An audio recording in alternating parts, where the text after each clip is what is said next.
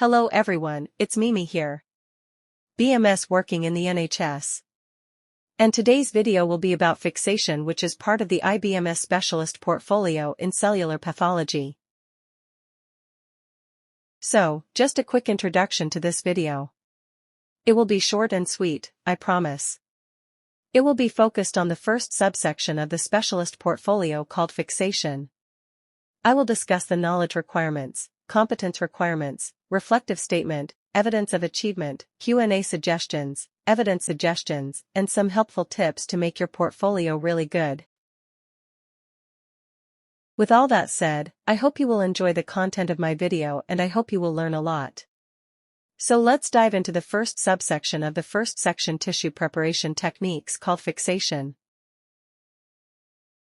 The knowledge requirement explains what is expected of you to know and understand, to demonstrate your knowledge at the specialist level. Think about what knowledge you had as a Band 5 BMS. How would that differ to the knowledge as a Band 6 BMS? That specialist level of knowledge would allow you to troubleshoot, problem solve, verify and validate. Let's have a look at the first knowledge requirement. You need to have the knowledge and understanding about changes that cells and tissues undergo when they are removed from the body. What are those changes? What is happening to cells and tissues when they are removed from the body? Consider agonal changes of PM and surgical tissue, hypostatic congestion, coagulation, capillary expansion, edema or dehydration, anoxia, autolysis, putrefaction, liquefaction, gas formation, vacuolation, cell swelling, enzyme release, rigor mortis, loss of homeostasis, loss of ADP, ionic imbalance, metabolic reactions, nutrients and oxygen intake by cells. How can you link all this to fixation? The second knowledge requirement is for you to know which samples require fixation and which do not. What samples in your lab do not need to be fixed for analysis?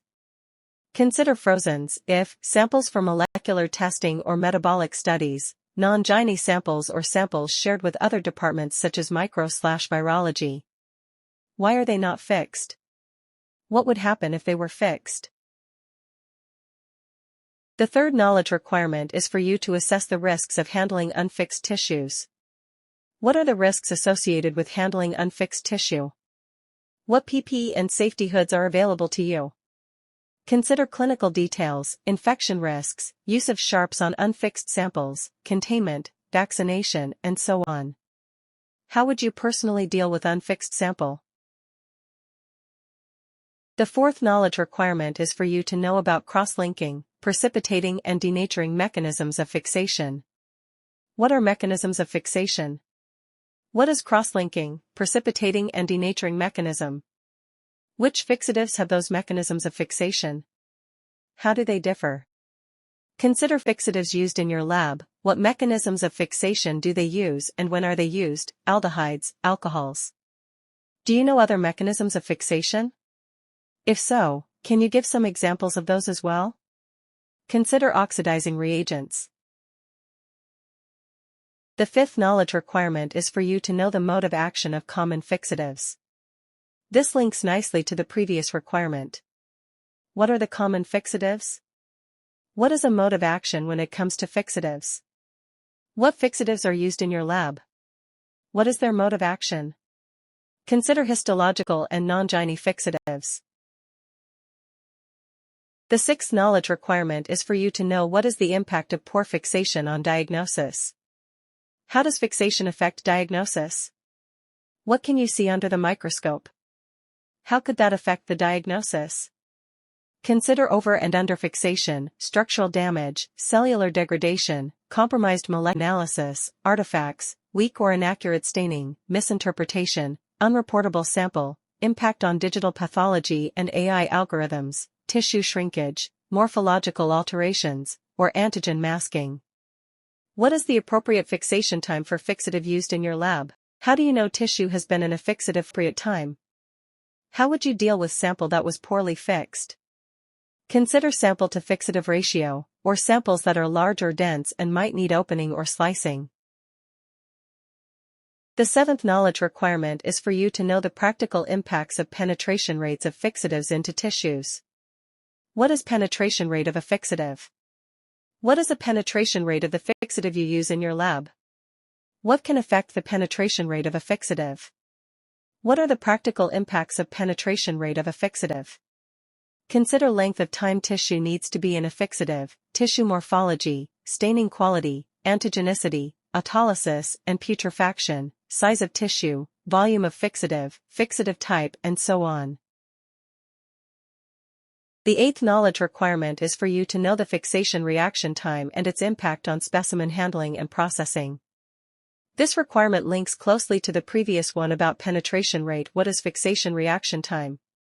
What factors affect fixation reaction time? How does reaction time affect specimen handling? How does fixation reaction time affect specimen processing? Why is fixation reaction time affecting handling and processing?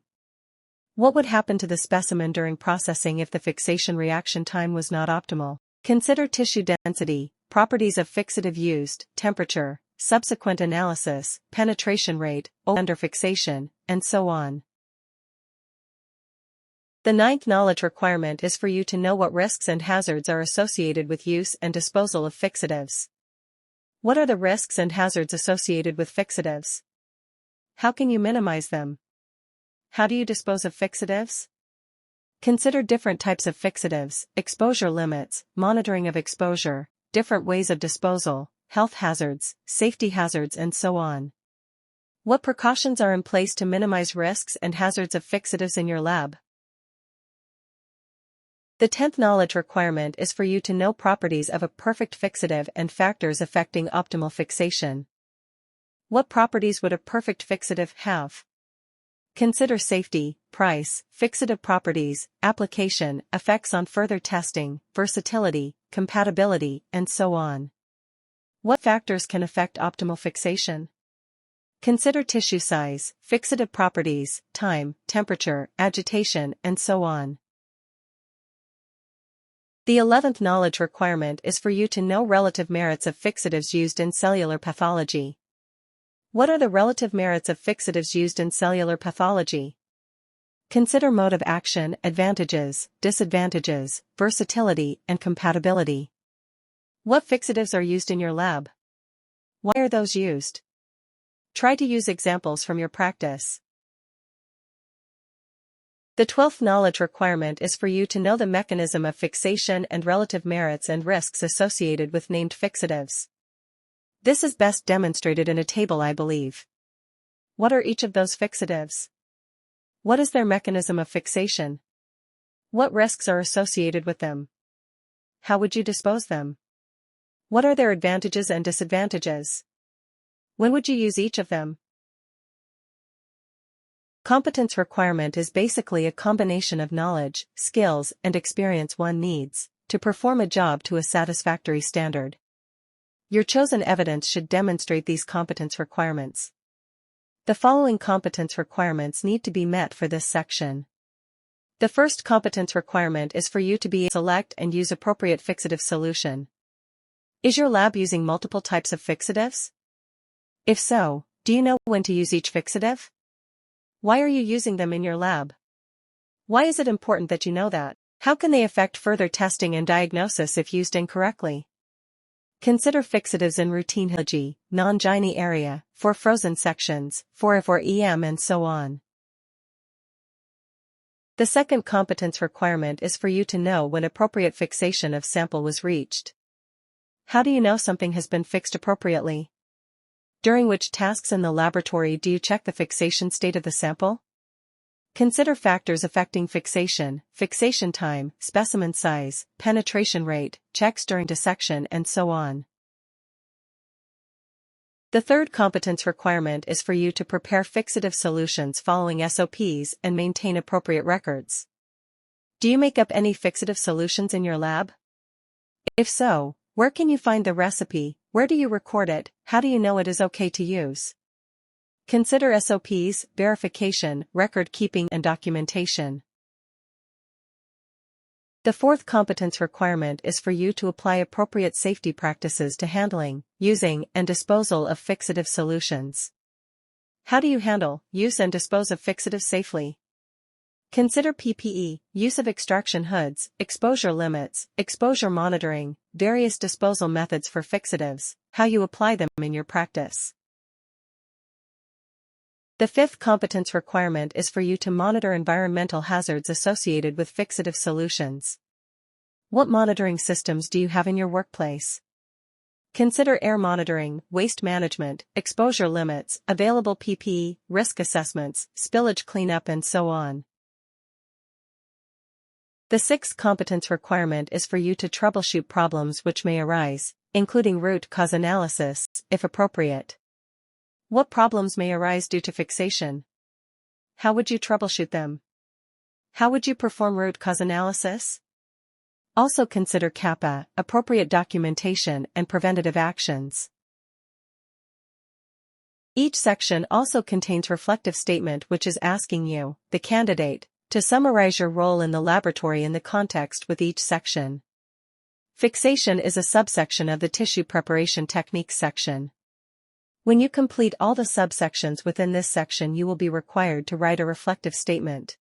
You also need to write a personal reflection on your training and why you chose your evidence.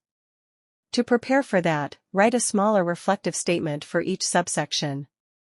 What is your role in context of sample fixation within the laboratory? What does your evidence demonstrate? Also write a smaller justification as to why you chose your evidence fixation subsection. Also write what was your training like when it comes to fixation. Writing a smaller reflective statement at the end of each subsection will then make it much easier at the end of the section. Each subsection also has evidence of achievement. This is a part where your training officer signs you off as competent and fit to practice as a BMS at the specialist level. Training officer will confirm that you can work in accordance with local SOPs relevant to fixation. They will also confirm that you have answered questions set by them to test knowledge and skills relevant to fixation. And they will confirm that your chosen evidence demonstrates your competence relevant to fixation. You will need to be signed off as competent by internal assessor for this section. This can be your training officer, senior BMS overseeing this section, or a training lead. Questions should be set by the training officer. They need to be based around the knowledge requirements, relevant for each subsection. They should allow the candidate to demonstrate their understanding in each subsection. The questions should be specific and relevant to the candidate's in-house practice. They should also allow the candidate to demonstrate their specialist knowledge. If you would like to see specific example questions, please have a look at the fixation video for trainers. Link will be included in the video description. These are some ideas for supportive evidence you will have to submit to demonstrate your competence in this area. Some more ideas for supportive evidence to demonstrate your competence in this area. Some more ideas for supportive evidence to demonstrate your competence in this area. I would also like to share with you some helpful tips that can make your portfolio look really good. Try to present the information in various formats such as tables, pictures, photographs, diagrams, flowcharts, graphs, or even videos, if you can. This nicely breaks down a lot of text that is usually present in specialist portfolios. Try to make it a little bit more interesting to the reader, which will be your training officer and eventually the assessor. Try to put yourself in their shoes. How would you like to read hundreds of pages of plain text? There is a saying I really like, and it goes like this: a picture is worth 1,000 words. I will make a video. I will share with you my evidence I used for my portfolio back in the day. Hopefully that will help. Also try to use various types of evidence, not just one type, like case studies for each subsection.